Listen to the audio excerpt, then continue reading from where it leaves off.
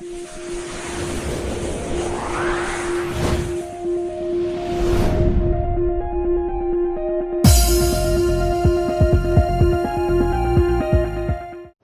क्या बताते हैं, ये सारी कुछ कहानी सुनाकर परमात्मा हमें क्या याद दिलाना चाहते हैं कि जो साधनाएं आप करते हो, प्रथम तो आप राम नाम लेते नहीं, इच्छा ही को ना बनती किसी की, और कोई पुण्यात्मा पूर्व संस्कार से कहीं भक्ति की तरफ लगती है तो उसको दिशा ठीक नहीं मिलती, वो अपने मनुष्य जीवन को बर्बाद करके चला जाता है। और जब साधना हमें मिलती है परमात्मा की तो फिर हमें सर्व सुख प्राप्त होते हैं, हमारा मोक्ष हो जाता है। अब जैसे हम ये श्राद्ध निकालते हैं तो श्राद्ध कहां से लिए हमने? अपने पुराणों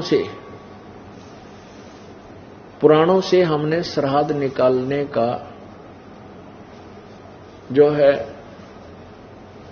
जो परंपरा है पुराणों से पढ़ी, पुराणों से ही हम फिर गुरु लोग बताते थे कि पुराणों में लिखा है, ऐसा लिखा, उस पुराण में ऐसा लिखा, उसने ऐसा श्राद्ध नहीं किया तो उसका पिता यूं दुख पाए, उसने ऐसा होगा, उसके पिता यूं दुख पाए। पुण्यात्माओं, एक रुचि ऋषि था, रुचि ऋषि, उसने वेदों को पढ़ा। वेदों में लिखा है कि मनुष्य जीवन दुर्लभ है और मनुष्य जीवन प्राप्त करके एक परमात्मा जो कुल का मालिक है उसके अतिरिक्त किसी आन उपासना नहीं करनी चाहिए, ना कोई कर्मकांड करना चाहिए, जैसे श्राद्ध शुद्ध निकालना, तीर्थ बर्मन आदि। केवल एक परमात्मा की साधना करनी चाहिए, वही पूर्ण मोक्षदायक है और उसकी भक्ति अनन्य मन से करनी चाहिए। तो उस पुण्यात्मा ने जैसा भी विचारों वेदों को समझा, उसके आधार से उसने ब्रह्मचर्य का पालन किया और वेदों अनुसार जो भी उसको साधना की प्राप्त हुई थी कर रहा था। उसकी 40 साल की उम्र हो गई थी, 40 वर्ष की। तब उसके 3 पहले के 4 पिताजी, दादाजी, परदादाजी और चौथा दादाजी, ये 4 पितर दिखाई दिए। उन पितरों ने कहा कि बेटा तू शादी करवा ले, तू विवाह क्यों नहीं करवाता, आप शादी करवाओ और हमारे श्राद्ध निकाल लो, हम अधोगति को प्राप्त हो रहे हैं यदि तू हमारे श्राद्ध नहीं निकालेगा। अब रुचि ऋषि सामने ऊपर आकाश में अपने 4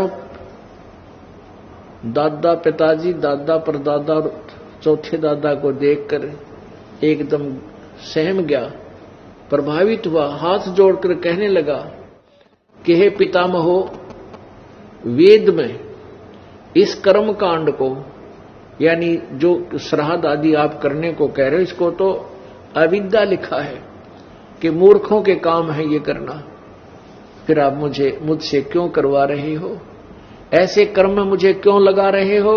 और पितर भी स्वीकार करते, कहां बेटा, वेदों में इसको अविद्या ही लिखा है, फिर भी ऐसा है वैसा है, तगड़मबाजी मारते हैं। कोई बात हुई? एक राजा का संविधान है, राजा का विधान है कि ऐसा करोगे तो तुम्हें ये सजा मिलेगी। जैसे किसी ने किसी की हत्या कर दी तो उसको सजा मिलेगी, 20 साल की कैद होगी, और उसके विपरीत उस कानून को तोड़ने से।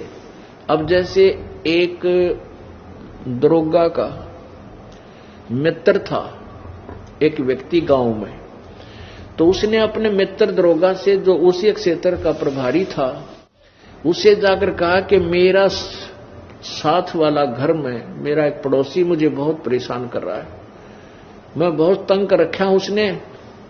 तो उस दरोगा जी ने कहा उसके मित्र ने कि तू मार उसका लठ, माफ देख लूंगा।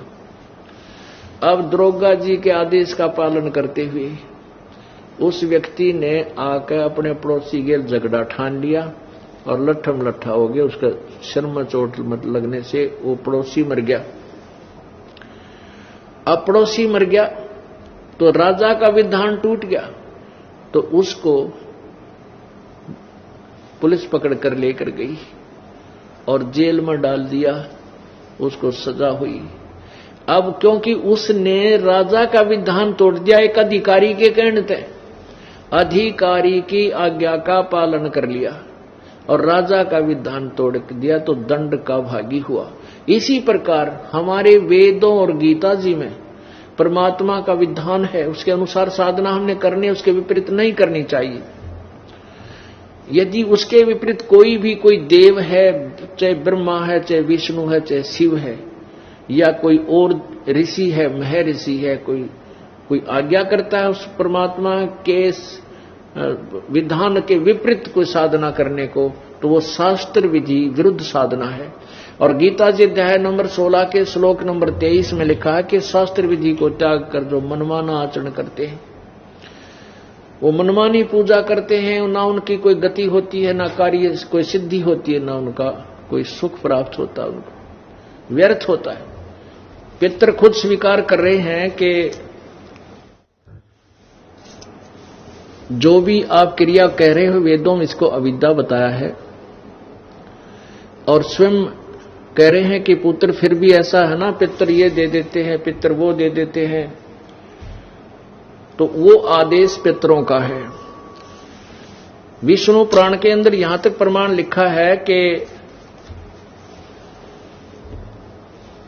श्राद्ध निकालने के लिए ब्राह्मण बुलाने चाहिए, जैसे पितरों के लिए तो इवन नंबर और देवताओं के लिए ऑड नंबर है। फिर उसमें आगे बताया है कि यदि 1000 ब्राह्मण बुलाए गए हों श्राद्ध निकालते समय, और उनके सामने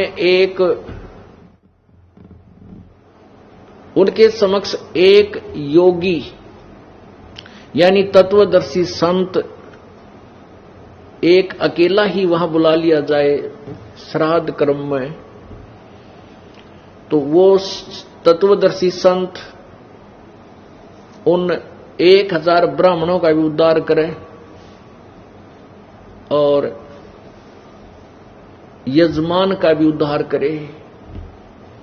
तो पुण्यात्माओं, परमात्मा कहते हैं एक का साध्य सब सदय, सब साध्य सब जावे, और माली सींचे मूल को फिर फले फूले अगावे। हम क्यों ना उस ऐसे तत्वदर्शी संत की खोज करें जिससे हमारा भी उद्धार हो और हमारे पितरों का भी उद्धार हो, उन पितरों का भी उद्धार करे वो योगी। ये देखिएगा विष्णु पुराण इसके 213 पृष्ठ पे ये है श्री विष्णु पुराण। इसके श्री विष्णु पुराण अनुवादक हैं श्री मुनिलाल गुप्त, और कहां से ये प्रकाशित और मुद्रित है? गीता प्रेस गोरखपुर, गोविंद भवन कार्यालय कोलकाता का संस्थान है। इसके 213 पृष्ठ पे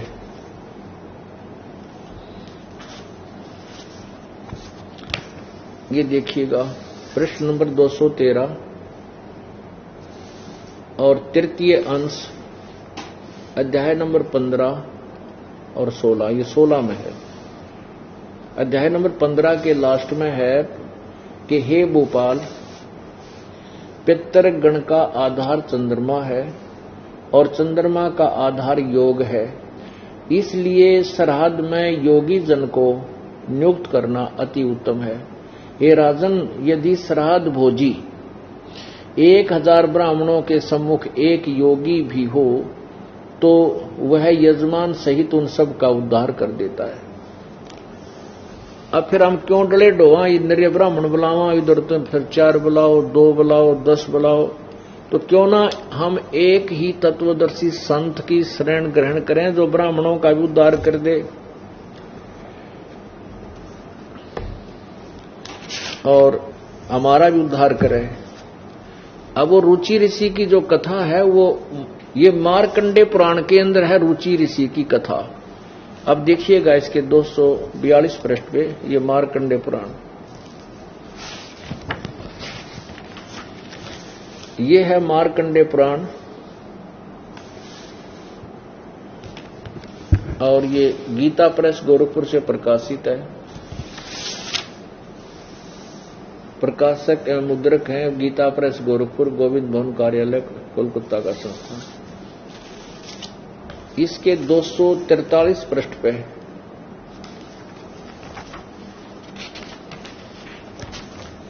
ये देखिएगा 242 पृष्ठ से प्रारंभ होता है संक्षिप्त मार्कंडेय पुराण।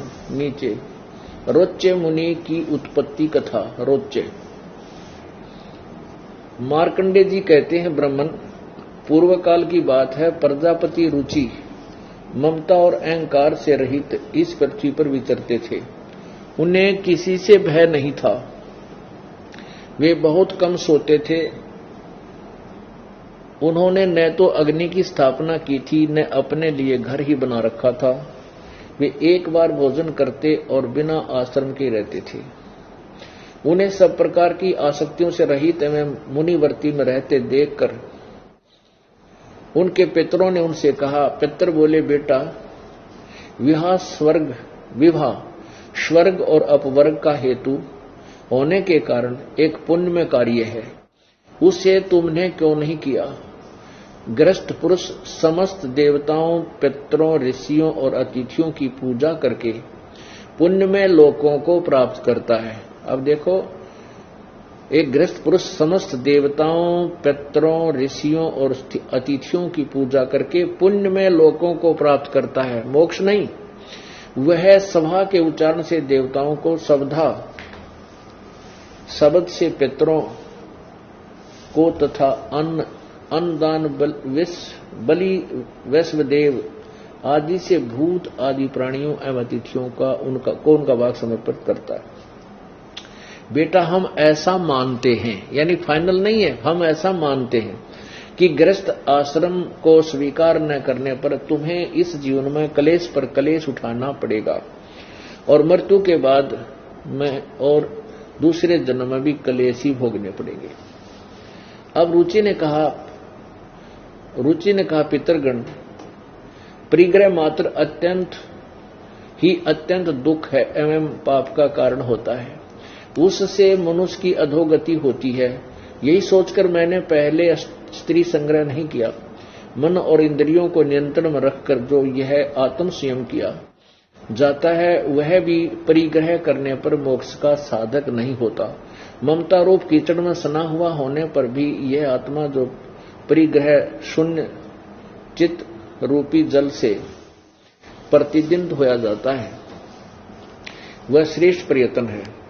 जितेंद्रिय विद्वानों को चाहिए कि वे उनके जन्मोद्धार संचित कर्म रूपी पंख में न सने हुए आत्मा का ऐसे सदासन रूपी जल में प्रक्षालन करें। पितर बोले, बेटा जितेंद्रिय होने पर आत्मा प्रक्षालन करना उचित है, किंतु तुम जिस पर चल रहे हो वो मोक्ष मार्ग नहीं है। किंतु अब क्या बताते हैं, पूर्व जन्म में किया हुआ मानव का शुभाशुभ कर्म सुख दुख में भोगों के रूप में प्रतिदिन भोगने से ही क्षीण होता है। यानी कहने का भाव कर्म तो भोगना ही पड़ेगा। आगे लिखा है, रुचि ने पूछा, पितामहो, वेद में कर्म मार्ग को अविद्या कहा है, फिर क्यों आप लोग मुझे उस मार्ग में लगाते हैं? जो मुझे तुम श्राद्ध आदि निकालने के लिए कह रहे, वो तो वेद में अविद्या कहा है, फिर क्यों आप मुझे इस पाप में लगाते हो, इस मार्ग में लगाते हो? पितर बोले, ये सत्य है कि कर्म को अविद्या ही कहा गया, इसमें तनिक भी मिथ्या नहीं। फिर कुआं पड़ जाओ तुम। आप भी मान रहे हैं कि जो भी वेद में इसको अविद्या लिखा है, इसमें तनिक भी संशय नहीं है, और फिर भी कह रहे हैं बेटा ना तुम हमारे श्राद्ध निकाल। देखिए, अब देखो, ये है वो, इन चित्र भी बना रखा है। ये रुचि ऋषि और आकाश में ये 4 पितर दिखाई दिए। ये भी पहले ऋषि थे, ये करके काम अपना क्रम बिगाड़ गए, इन्हें दुनिया के खा टिकड़े श्राद्ध कटवा का आप भी भूत बन गए, और बेटे नोर सलाह दे रहेगा ना तो भी इससे काम में आ जा। जबकि गीता जी अध्याय नंबर 9 के श्लोक नंबर 25 में लिखा है कि भूत पूजनीय भूत बनेंगे, पितरों को पूजने वाले पितर बनेंगे, और देवताओं के पूजने वाले देवताओं को प्राप्त होंगे, मेरे पूजने वाले मुझे प्राप्त होंगे। अब पितर पूजने वाले पितर बनेंगे, ये चारों पितर बन गए। वही क्रिया इनके दिमाग में गूंज रही थी, घूम रही थी, उसी को सत्य मान रहे थे। अपने पुत्र को भी उसी नरक में डालने की चेष्टा कर रहे हैं। आगे देखा, ये 244 पृष्ठ पे रुचि ने कहा, पितरो अब तो मैं बूढ़ा हो गया, भला मुझको कौन स्त्री देगा? इसके सिवा मुझ जैसे दरिद्र के लिए स्त्री को रखना बहुत कठिन कार्य है। पितर बोले, वत्स यदि हमारी बात नहीं मानेगा तो हम लोगों का पतन हो जाएगा और हमारी भी अधोगति होगी। तेरा गजब भैया, अरे भूत बन रहे, इस तागौर के अधोगति होगी तुम्हारी। आखिर और यार फिर भी नो क्या हमारे श्राद्ध निकाल दे।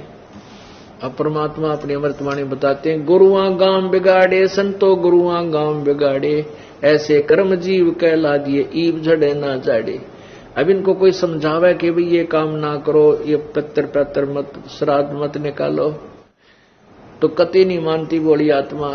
नो कह देख क्या हम अपने पिताजी के लिए ये भी नहीं कर सकते? रे भले आदमी हो, जब आपके माता या पिता जीवित थे वो दिन में 2 बार तो कम से कम आहार करते थे, और अब मरने के बाद एक तरफ तो कहो वे भूखे रहते हैं इसलिए उनको आहार कराना चाहिए, और वो जो 1 वर्ष में 1 दिन छठ या सातम ने श्राद्ध निकाल दिया, तो इससे सिद्ध हो गया कि तुम्हारे पिताजी तृप्त हो गए, 1 वर्ष के लिए छक गए वह। या भी अकल मार रखी हमारी। रे 1 दिन में श्राद्ध करने से क्या तेरे पिताजी का पेट भर गया? यदि तेरा पिता कौवा बन गया तो प्रतिदिन 2 रोटी तोड़ के और ऊपर छत पर रख छोटे टुकड़े बना के, तेरा पिता कौवा तो बनवा दिया इन्होंने, कम से कम उसका पेट तो भरा रहे। डेली डाल 2-4 रोटी, चिड़िया बन रहा हो चिड़िया खा लेगा, भाई कोई काबर बन गया काबर बन के खा लेगा, कोई कीड़ी बन गया होगा कीड़ी का मुंह पड़ जाएगा। ये कैसे होगा कि तेरा पिताजी स्वर्ग में है और वहां उसको आहार नहीं मिल रहा? पितरों को स्वर्ग में कौन जान देगा, वह पितर लोग अलग होता है। तो क्या बताते हैं, गुरुआ गांव बिगाड़े संतो गुरुआ गांव बिगाड़े, ऐसे कर्म जीव कहला दिए ईब झड़े ना जाड़े। नर से तीतू पशुआ की जय गद्दा बैल बनाई, जैसे पिंड भरवाते हैं, और पिंड भरवाने से क्या होता है, भूत जूनी छूट गई और गद्दा बन गया। बता के मुक्ति करवा दी। भूत जूनी वहां छूटे हैं पिंड पर दान करंत, दास गरीब जिंदा कह नो मिले नहीं भगवंत। पिंड पर भरवाने थे भगवान नहीं मिलता, उसकी भूत जुन्नी छूट गई, पिंड भरवा दिया तो क्या बनया, वो गद्दा बन गया। फिर क्या मोक्ष करा दिया? तो क्या कहते हैं कि हमने दुख सेद्या करता हमारा पीछा छूट गया। वो पिताजी भूत बनके पितर बनके दुखी करा करता, पिंड भरवा दिया तो उसको पीछा छूट गया, वो गद्दा बन गया। कहते हैं फिर पीछा तू पशुआ की जय गद्दा बैल बनाई, ये 56 भोग कहां मन बोरे कि तक कुरड़ी चरणे जाई। अब कितना आप मनुष्य जीवन में कितना अच्छा आहार करते हो, भूख लगती है, घर पे हो तो खाना खाते हो, कहीं सफर में हो जाते चाय बनवा लो, कोई दूध पीवे, कोई फल खा ले, अच्छे चाय समोसे खाओ, तुरंत अपना समाधान कर लेते हैं। प्यास लगती है तुरंत हम जलपान कर लेते हैं। और फिर क्या होगा, नर से तीतू पशुआ की जय दीजे बैल बनाए, 4 पहर जंगल में डोले तेरा तो ना पेट भराए।